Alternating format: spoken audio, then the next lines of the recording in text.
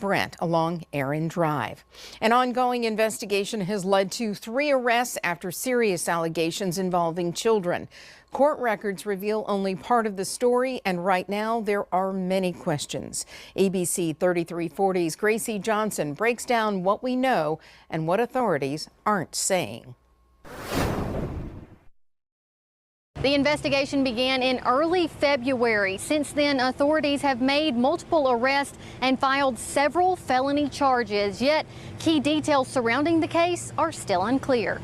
Keep the kids in safety. The Bibb County Sheriff's Office says it opened an investigation on February 4th following a report related to child abuse involving an underground bunker near Brent. That investigation led to arrests of these 3 individuals. All 3 have been indicted on various felony charges, including rape, sodomy, human trafficking, and kidnapping. Court filings allege the incidents occurred between January 2024 and early 2025 and involved at least 5 children, all under the age of 12. The court documents indicate that William McElroy allegedly acknowledged having inappropriate conduct with a child. Dalton Terrell reportedly admitted to unlawful sexual activity during an interview with investigators.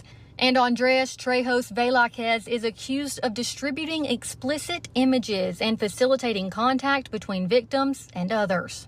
They need to be put away and stop all that violence going on with these little bit of kids. You'll never know what they might do to little kids these days. While the charges are detailed in legal documents, many aspects of the case remain unknown. Some of the questions we'd like to ask investigators include, was anyone else involved? And how were the children identified or contacted? We reached out to the Bibb County Sheriff's Office in an effort to get an answer to those questions, yet we were told that Sheriff Jody Wade was out of the county and unavailable for interview. We will continue to ask questions. In Bibb County, Gracie Johnson, ABC 3340 News.